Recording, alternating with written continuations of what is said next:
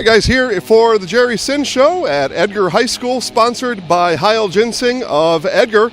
Heil Ginseng, 100% Wisconsin-grown ginseng, available online right now. We bring in Coach Sinz. Coach, Friday down in Auburndale. Let's back up just a little bit. Week one, you had a two and a half hour drive for that game. I know we talked about this a little bit last week. Hour and a half or so down to Mauston in week two. Half hour down to Auburndale, so we keep getting closer. And then on this coming Friday, you're going to walk right from the locker room just right over here. So we're getting short. We're getting there. We're getting there. But 30-minute drive down to Auburndale. You came home with a 27-0 win against the Apaches. You scored in the first quarter, second quarter, 2 in the third quarter, all rushing touchdowns. And then you let the defense finish it out after that. Talk about the shutout win in Auburndale on Friday. Yeah, I mean, Auburndale had come in with a 2-0 record. They had outscored their opponents pretty big, like 90-something to 14, I think it was. In fact, I think they were even rated like 7th or whatever in the state in Division 6. So obviously we thought, it was going to be a big game. For some reason, we were turning the ball over repeatedly in the first half, and we were also getting a multitude of penalties. We had 10 or 11 penalties at halftime already, and I think we had 4 fumbles totally for the game, lost them all. So we were our own worst enemy. We were actually dominating the game more than we have our first 2 games. Yardage-wise, first downs-wise, I think we had 16 first downs and held them to 3, and total yards was about 370 to 20. But yet it was only 7-0 right up to the end of the first half. And we finally scored with about a minute or so left in half to make it 14-0. But it seemed like, maybe we should have been ahead by more than that. But because of the penalties and turnovers, we were not. I thought we played maybe a little cleaner in the second half, and hopefully we can keep that going. Coach, another couple of touchdowns. I mentioned the third quarter scores, both by Brewster. He's having a really good year. I know you and I talked about him back in first one. Just talk about his efforts on the field, offense, defense, everything he's doing and living up to those expectations you talked about with me in week one. Well, yeah, he had a little bit of a difficult game on Friday because I think he had 2 of our 4 fumbles, which, was a little bit uncharacteristic. I had to have a little conversation with him at halftime about hanging on to the ball. And he assured me that he'd do a better job of it second half. Actually, Caleb Haverman's the guy who had the big game rushing. I think Caleb had 13 carries for 130-something yards, so he had a big game running for us. Yeah, you're right. Haverman had the 2 third-quarter touchdowns. Brewster scored that first one. I thank you for getting that straight for us. And then in that game, Coach, you had 40-some-odd rushing attempts, 6 passes. Is that the recipe that can do it for you all year? Well, yeah, we were getting penalized, like I say, on just about every pass. It'd either be a holding call or something. We completed a couple other passes for nice gains. Well, the one pass was one we fumbled in the 1-yard line and then went into the end zone. They got the touchback on it. But then another one we had to – Braden Baumgartner probably picked up 25 yards, and I think we either got a blocking below the waist or a holding penalty or whatever. So eventually I said, all right, well, let's just see if we can do some basic running plays and eliminate the penalties and hang on to the ball. So that's kind of what we did in the second half.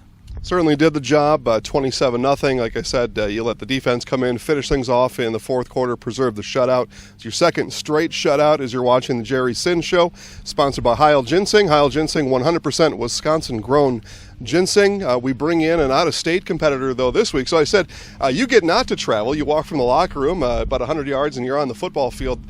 Dover-Eyota is going to have to travel, though, a ways. I'm sure you're going to put them up in a nice hotel Friday night along with it. But when you talk about a non-conference game and an out-of-state team like that, how do you prepare? How do you study for that kind of team that we just don't see around here?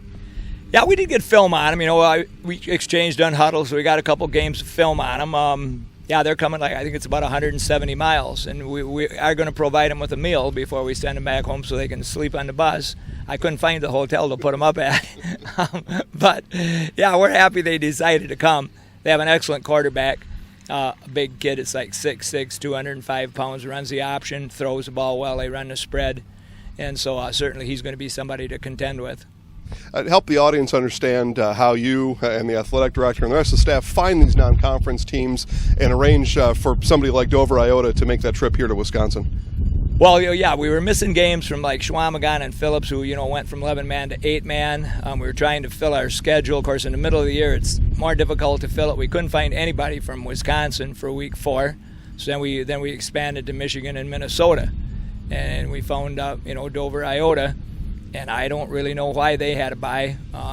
Maybe someone in their conference or whatever went 8-man too. I don't know, but they had a bye, and they agreed to come because we told them we already have 3 away games in a row, and a couple of them a long ways. We can hardly go 4 away games in a row, so they said, okay, we'll come, and we're just thankful that they did. They have a beautiful facility. When I watched them on film, they have a beautiful turf field and stadium and stuff, so we're looking forward to a good game. Coach, you mentioned rankings a little bit. You and I have talked about this before, and I know the answer you're going to give me, but we'll ask it anyway. You're ranked number 2 in your division, and that's a pretty good accomplishment. At this point in the year, is that all it is, just an accomplishment, and what does it mean on game day with that ranking? Yeah, I don't think it means a whole heck of a lot. I mean, obviously Bangor is rated number 1. I mean, we played them in 2016, I think, in the semifinals when we won state. We played them again in 2017. They beat us here in a snowstorm, and they won state. Last year, they got beat by Blackhawk in the semifinal. We made it back to state again. So they basically just, early in the year, they just ranked teams that did well in previous years, just kind of like they do in college. Obviously, if you start losing games, you drop out of the rankings in a hurry. So if you've been good in the past and you're undefeated thus far, you just get ranked. It's pretty much the way it works. Good, Coach. Well, we'll get you off with that one. I like the answer, though. It was a good one. And we'll probably talk about rankings as the season goes on. We'll let you off the hook, though, with this question here. We talked about Dover-Eyota. You come in, you get that non-conference game. You get to go up against somebody new, and then it's conference football pretty much after that. So what are you looking to accomplish on Friday to set yourself up and your team up for the conference run here in 2019? Well, the 2 things, of course, we're looking at most is we got to eliminate some of these penalties. I think we had 12 for about 120 yards at Auburndale. And like I said, 10 of them in the first half, which just stopped us time and time again. And then, of course, we have to eliminate the turnovers.